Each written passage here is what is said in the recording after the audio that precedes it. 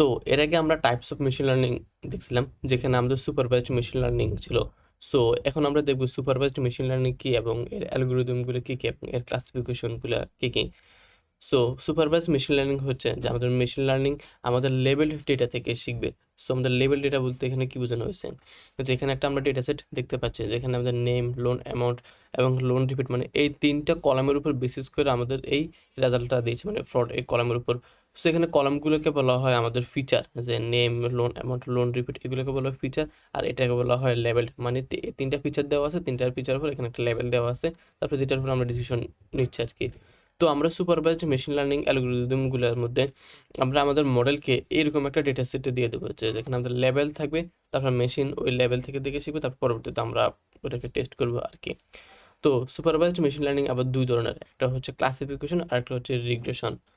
তো ক্লাসিফিকেশন আমরা কি করি, ক্লাসিফিকেশন বেসিক্যালি আমাদের ডিসক্রিট অথবা ক্লাস ভ্যালুগুলোকে প্রেডিক্ট করে। যেমন আমরা একটা মেশিন লার্নিং মডেল ডেভেলপ করতেছি, যেখানে আমাদেরকে ক্লাস ভ্যালু দেবে, যেমন আমাদের মেল অথবা ফিমেল অথবা কোনো কিছু একটা ট্রু অথবা ফলস কিনা, মানে আমাদের এই ফিচারগুলোর উপর বেসিস করে। তো ক্লাসিফিকেশন অ্যালগরিদমগুলো কি কি, ক্লাসিফিকেশনগুলো অ্যালগরিদমগুলো হচ্ছে logistic regression, support vector classifier, তারপর হচ্ছে ডিসিশন ট্রি, তারপর হচ্ছে নেম বেস ক্লাসিফায়ার এবং র্যান্ডম ফরেস্ট এবং আরও অন্যান্যগুলো আছে। তো এখন আমরা দেখব রিগ্রেশন। সুপারভাইজড লার্নিং এর আরেকটা ক্লাসিফিকেশন হচ্ছে রিগ্রেশন। সো রিগ্রেশন এই অ্যালগরিদমগুলো ইউজ করে আমরা কোনো কোয়ান্টিটি অথবা কন্টিনিউয়াস ভ্যালু উপর কাজ করি।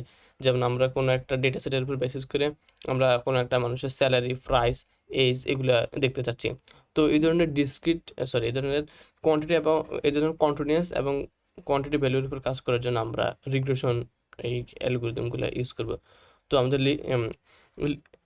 রিগ্রেশন অ্যালগরিদমগুলো হচ্ছে linear regression, lasso regression, support vector regression, random forest regression, তারপর হচ্ছে পলিনোমিয়াল রিগ্রেশন, তারপর হচ্ছে বাইসিয়ান লিনিয়ার রিগ্রেশন এবং আরও অনেক ধরনের অ্যালগরিদম আছে আর কি।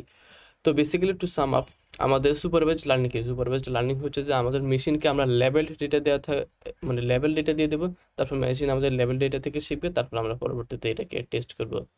তো এই তো।